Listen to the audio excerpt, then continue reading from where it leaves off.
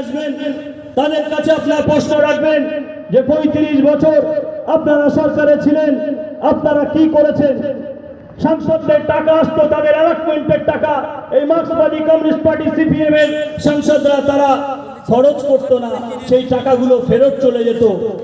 কমরেডরা নিজেদের স্বার্থ সিদ্ধি করত, কিন্তু মানুষের জন্য যে টাকা খরচ দরকার ছিল সেগুলো মার্ক্সবাদী কমিউনিস্ট পার্টির সাংসদরা করতো না। তার পরবর্তীতে এই ব্যারাকপুর লোকসভা কেন্দ্র থেকে দীনেশ ত্রিবেদীকে আপনারা জিতিয়েছিলেন তৃণমূল কংগ্রেসের পক্ষ থেকে। আমরা কি দেখলাম যে একটা লুটপাট চলেছে, এই ব্যারাকপুর লোকসভা কেন্দ্রের অর্থগুলোকে তছনছ করা হয়েছে।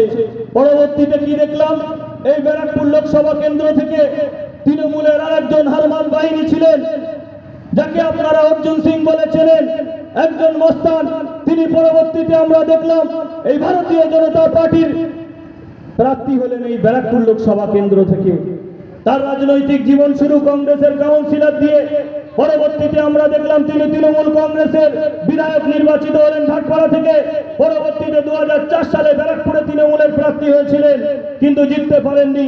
পরবর্তীতে আমরা দেখলাম 2019 সালের লোকসভা নির্বাচনে তাকে তৃণমূল কংগ্রেস প্রার্থী না করার কারণে এই অর্জুন সিং, যে অর্জুন সিং এর জন্য এত অঞ্চলের সভাপতি সম্পন্ন মানুষ, তৃণমূল কংগ্রেসের বন্ধুরা যারা প্রাণপণ লড়াই করে অর্জুন সিংকে ভোট দিয়েছিলেন, অর্জুন সিংকে নেতা বানিয়েছিলেন, সেই অর্জুন সিং একটি সাম্প্রদায়িক দল বিজেপি দলে জয়েন করলো, করে ব্যারাকপুর থেকে সাংসদ নির্বাচিত হলো। সাংসদ নির্বাচিত হয়ে বিভিন্ন জায়গায় দাঙ্গার প্রচারণা দিল, বিভিন্ন জায়গায় উস্কানিমূলক পরিবেশ তৈরি করলো এই অর্জুন সিং। পরবর্তীতে কি দেখলাম, এই অর্জুন সিং বিজেপির বন্ধুরা যারা ভোট দিয়েছিলেন অর্জুন সিংকে, সেই অর্জুন সিং জেতার পরে আবার এই তোলামূলের সরকারের পার্টিতে এই তৃণমূল কংগ্রেসের দলে আবার নাম লেখালেন। বিজেপির বন্ধুদেরকে বলতে চাই, যে সমস্ত বিজেপির বন্ধুরা আজকের দিনে দাঁড়িয়ে অর্জুন সিং এর জন্য ভোট চাইতে আসবেন, তাদেরকে প্রশ্ন করুন যে বিগত 19-এর লোকসভা নির্বাচনে অর্জুন সিং এর জন্য ভোট চাইতে এসেছিলেন আপনারা, অর্জুন সিংকে প্রাণপণ লড়াই করে জিতিয়েছিলেন এই ভারতীয় জনতা পার্টির পক্ষ থেকে। সেই অর্জুন সিং আপনাদের ভোট নিয়ে, বিজেপির বন্ধুদের ভোট নিয়ে এই তোলামূলের দলে নাম লিখিয়েছিল। পরবর্তীতে আমরা কি দেখলাম, এই অর্জুন সিং এই ব্যারাকপুর লোকসভা কেন্দ্রের গলিতে গলিতে মমতা বন্দ্যোপাধ্যায়ের সঙ্গে ছবি, পার্থ ভৌমিকের সঙ্গে ছবি পোস্টারে দেখা গেল। এত অঞ্চলের মানুষ কিন্তু ভুলে যায়নি। সেই অর্জুন সিং ব্যারাকপুর থেকে তৃণমূল কংগ্রেসের প্রার্থী হতে না পেরে আবার সেই ভারতীয় জনতা পার্টিতে জয়েন করলেন। আজকের দিনে দাঁড়িয়ে ভারতীয় জনতা পার্টির পক্ষ থেকে তিনি ব্যারাকপুর থেকে প্রতিদ্বন্দ্বিতা করছেন। যে সমস্ত বিজেপির বন্ধুরা আছেন, এই মাইকের আওয়াজ যারা শুনতে পাচ্ছেন, তাদের কাছে জিজ্ঞাসা করতে চাই যে 19-এর লোকসভা নির্বাচনে যারা অর্জুন সিং এর জন্য নিজের জানকে বাজি রেখে, প্রাণকে বাজি রেখে অর্জুন সিং এর জন্য যারা ভোট করেছিলেন, আপনাদের ভোট দিয়ে 5 বছর অর্জুন সিং তৃণমূল কংগ্রেসে জয়েন করেছিল, তোলামূলের পার্টিতে নাম লিখিয়েছিল। ব্যারাকপুরের মানুষ যে বঞ্চিত ছিল, ব্যারাকপুরকে নিয়ে, এই নৈহাটিকে নিয়ে, এই নোয়াপাড়া বিধানসভার কথা কোনোদিন অর্জুন সিং লোকসভায় বলতে আমরা দেখতে পাইনি। অর্জুন সিং এর বন্ধুদেরকে জিজ্ঞাসা করুন, যারা আজকে ভোট চাইতে আসছে বিজেপির হয়ে, বিজেপির বন্ধুদেরকে জিজ্ঞাসা করুন যে আপনারা অর্জুন সিং এর জন্য লড়াই করে অর্জুন সিংকে জিতিয়েছিলেন, সেই অর্জুন সিং 5টা বছর কোথায় ছিল? কি করেছে ব্যারাকপুরের জন্য? কি করেছে মুদিবাড়ির জন্য? কি করেছে চাপুরিয়ার জন্য? কি করেছে এই নোয়াপাড়া বিধানসভার জন্য? কখনো দেখেছেন এই নোয়াপাড়া বিধানসভার কথা লোকসভাতে বলতে? নোয়াপাড়ার মানুষের অভাব অভিযোগের কথা, দুঃখ দুর্দশার কথা, বঞ্চনার কথা, তৃণমূলের সন্ত্রাসের কথা কোনোদিন দেখেছেন বলতে? কারণ বিজেপির ভোট নিয়ে তৃণমূলে নাম লিখিয়েছে। কি বলবে সে তৃণমূলের বিরুদ্ধে? সম্মানিত বন্ধুবর্গ, আজকে যে পার্থ ভৌমিক, যিনি নৈহাটির বিধায়ক, রাজ্য মন্ত্রী সভার সদস্য, আপনারা জানেন তিনি ব্যারাকপুর লোকসভা কেন্দ্রের তৃণমূলের হয়ে প্রতিদ্বন্দ্বিতা করছে। আপনারা জানেন যে ব্যারাকপুর লোকসভা কেন্দ্রে এই পার্থ ভৌমিক, আমি তর্কের খাতিরে ধরে নিলাম, তিনি যদি নির্বাচিত হয়ে সংসদে যান, নতুন করে কিন্তু আবার এই নৈহাটি বিধানসভায় উপনির্বাচন করাতে হবে।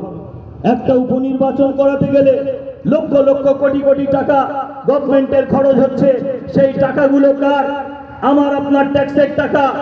শ্রমজীবী খেটে খাওয়া মানুষের ট্যাক্সের টাকা, গ্রাম বাংলার খেটে খাওয়া মানুষের ট্যাক্সের টাকা, শহর অঞ্চলের মানুষের ট্যাক্সের টাকা, সেই টাকাগুলোকে এই তৃণমূল কংগ্রেস আমরা দেখছি এবারের নির্বাচনে বিজেপির বহু বিধায়ককে তৃণমূল হায়ার করে এনে তাদেরকে প্রার্থী করছে, আবার তৃণমূলের অনেক বন্ধুদেরকে হায়ার করে ভারতীয় জনতা পার্টি প্রার্থী করছে।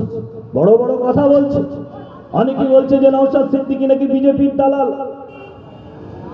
বিজেপির দালাল অনেকেই বলছে, আবার কেউ কেউ বলছে নাকি নওশাদ সিদ্দিকী তৃণমূলের দালাল। আমি সেই বন্ধুদেরকে বলতে চাই, তৃণমূলের বন্ধু যারা বলছেন তাদের লজ্জা হওয়া উচিত। বিগত দিনে মমতা বন্দ্যোপাধ্যায় এই তৃণমূল কংগ্রেস তার সাথে সংসার করেছিল।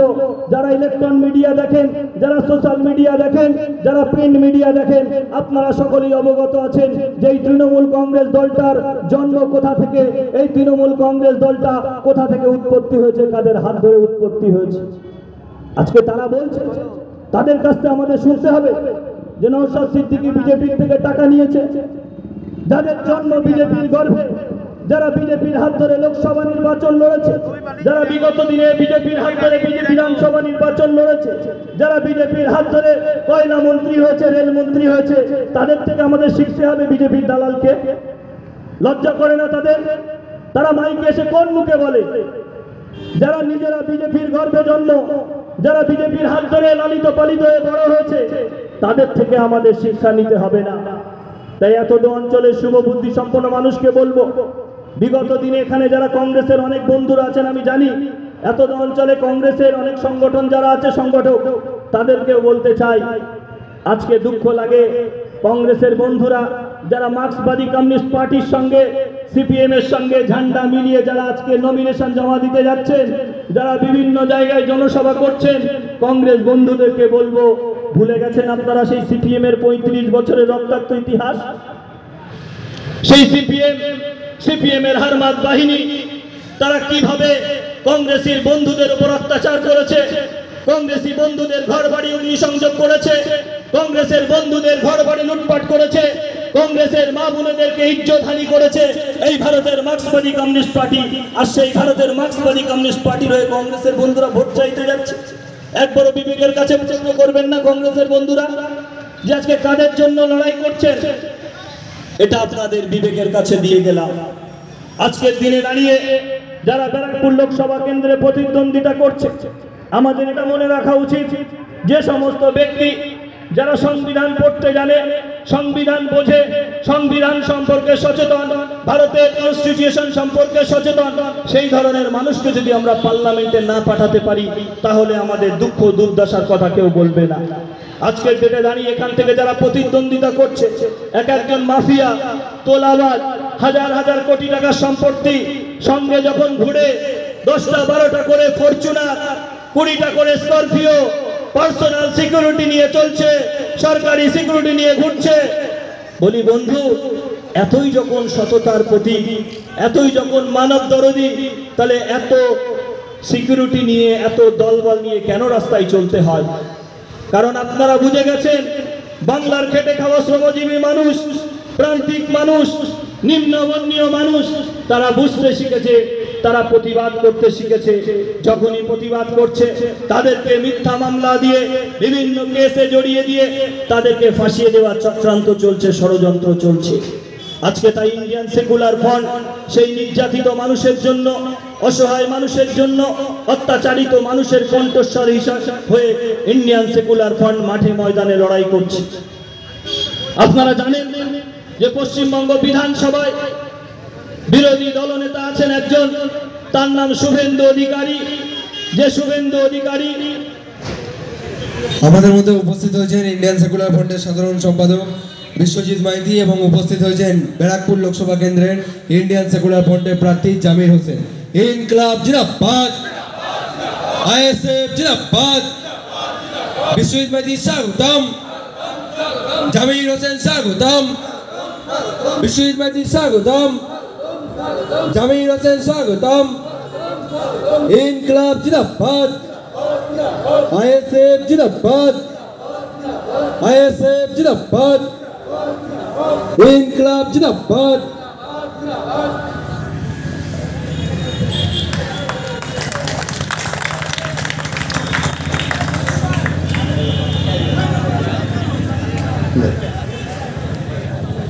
ইতিমধ্যে আমাদের মধ্যে উপস্থিত হয়েছেন ইন্ডিয়ান সেকুলার ফ্রন্টের পশ্চিমবঙ্গ রাজ্য কমিটির সাধারণ সম্পাদক, পশ্চিম বাংলার একজন প্রতিবাদী মুখ, যিনি 42 দিন জেল খেটেছেন, নওশাদ সিদ্দিকী সাহেবের সঙ্গে সেই বিশ্বজিৎ মাইতি দাদা আমাদের মধ্যে উপস্থিত হয়েছে। এবং ইতিমধ্যে উপস্থিত হয়েছেন ইন্ডিয়ান সেকুলার ফ্রন্টের ব্যারাকপুর লোকসভা কেন্দ্রের প্রার্থী বিশিষ্ট আইনজীবী মাননীয় জামির হোসেন সাহেব সহ জেলা কমিটির সদস্য মঞ্জুর সাহেব সহ সাদ্দাম দা অনেকেই এসছেন।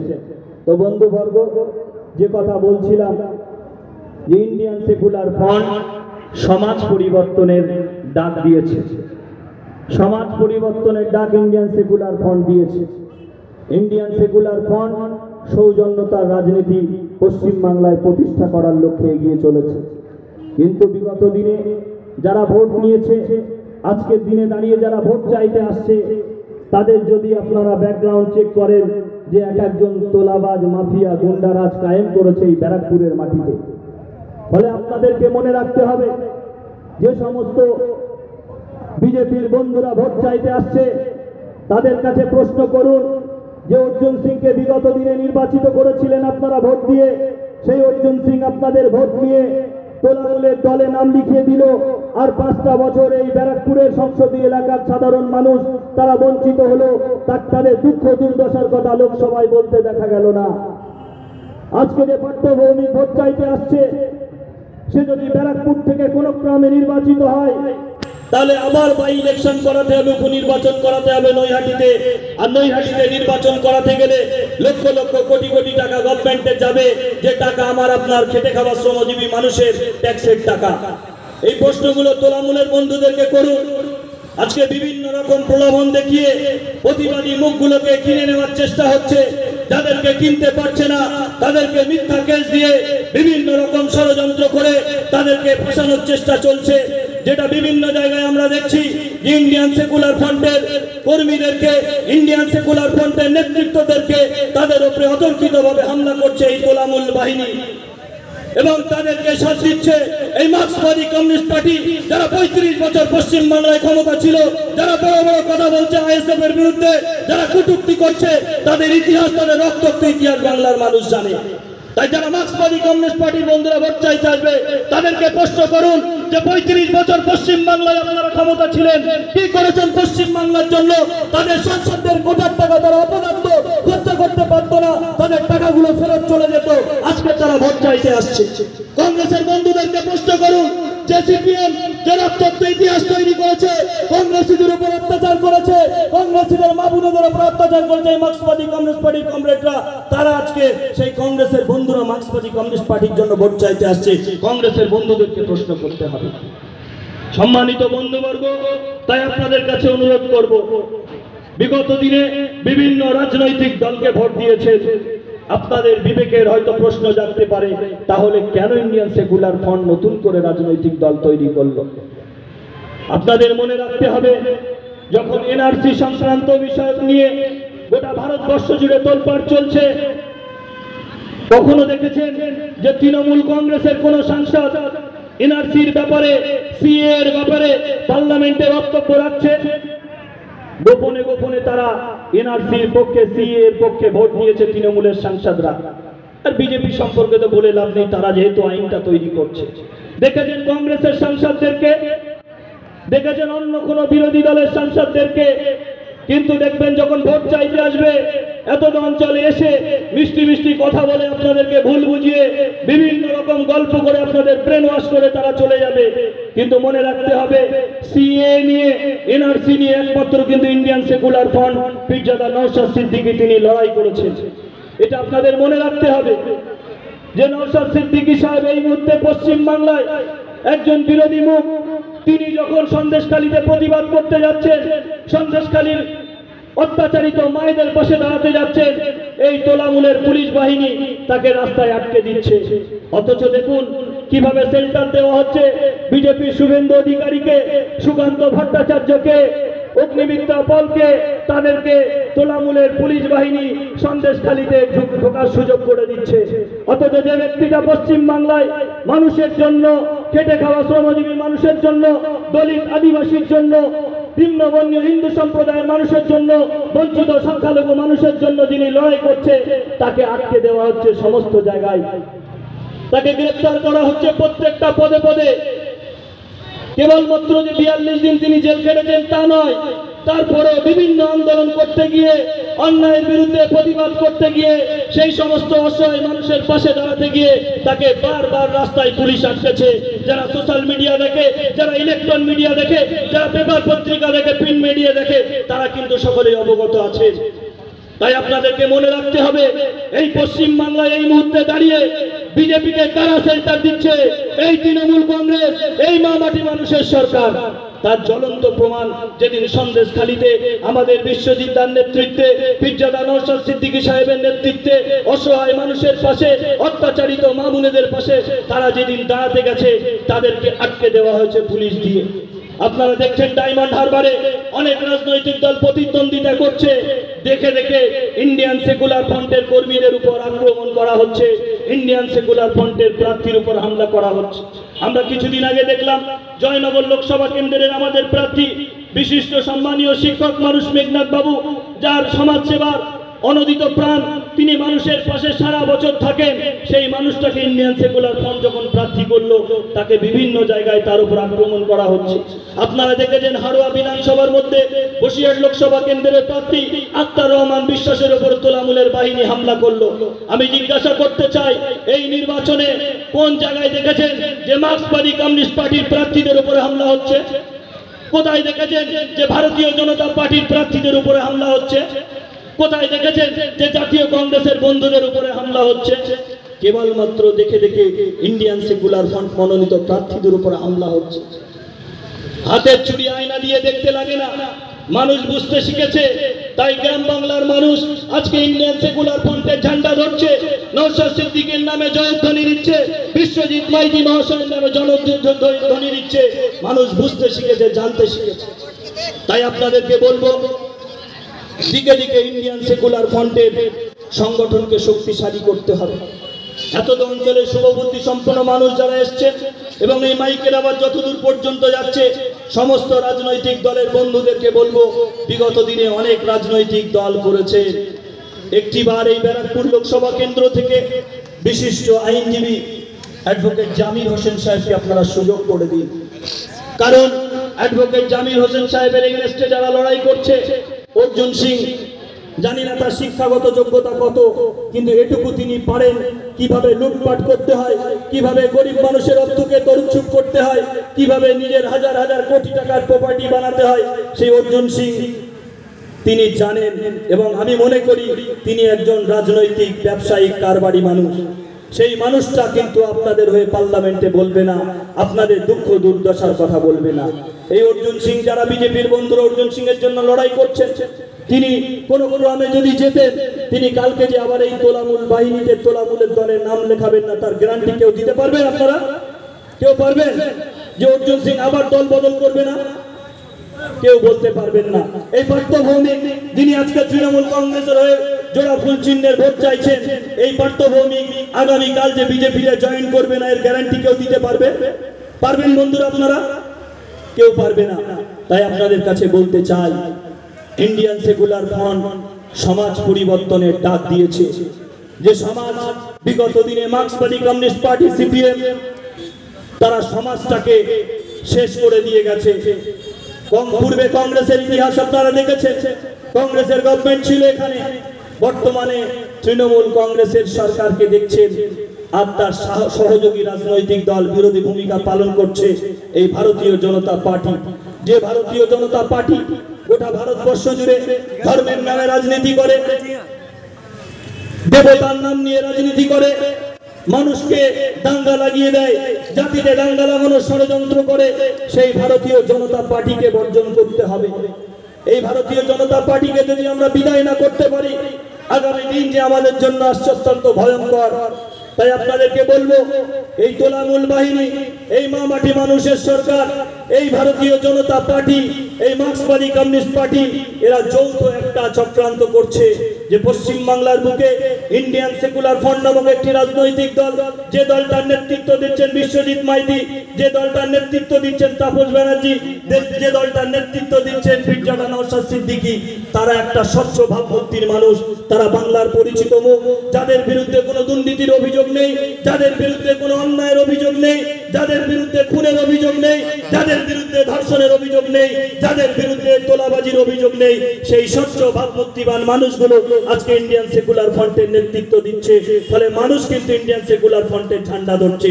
ফলে তোলামূল বাহিনী, ভারতীয় জনতা পার্টি, মার্ক্সবাদী কমিউনিস্ট পার্টি, তারা কিন্তু ইন্ডিয়ান সেকুলার ফ্রন্টকে ভয় করছে। অনেকেই বামেদের বন্ধুরা আপনাদের বোঝাবে যে নওশাদ সিদ্দিকী সাহেব, আমাদের বক্তারা বলবেন যে জোট কেন করলো না। বলতে চাই যে পশ্চিমবঙ্গ বিধানসভায় তো আপনারা শূন্য, আপনাদের একটাও সিট নেই। বিগত লোকসভা নির্বাচনে আপনারা লড়াই করেছেন, একটাও সিট আপনাদের নেই, একটা আসন সংখ্যা আপনাদের নেই। তারপরেও জানি না কেন, কোন স্বার্থের জন্য, কত টাকার বিনিময়ে এই ভারতীয় জনতা পার্টির কাছে, মার্ক্সবাদী কমিউনিস্ট পার্টি এই তোলামূল বাহিনীর কাছে বিক্রি হয়েছে। এই প্রশ্ন বামপন্থী বন্ধুদের করবেন, বামপন্থী বন্ধুদের করতে হবে।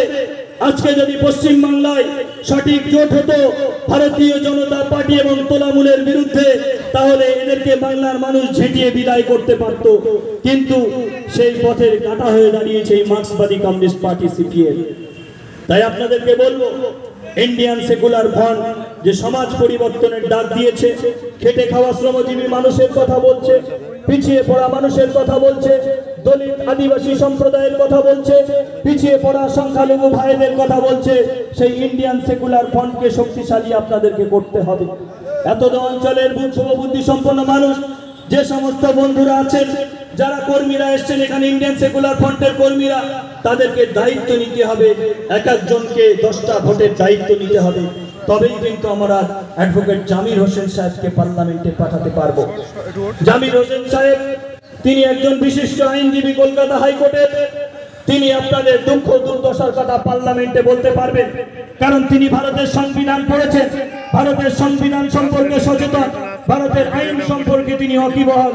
আর যারা জামির হোসেন সাহেবের এগেনস্টে ভোট চাইতে এসছে, বিগত দিনে তাদের বিভিন্ন জায়গা থেকে আপনারা নির্বাচিত করেছে।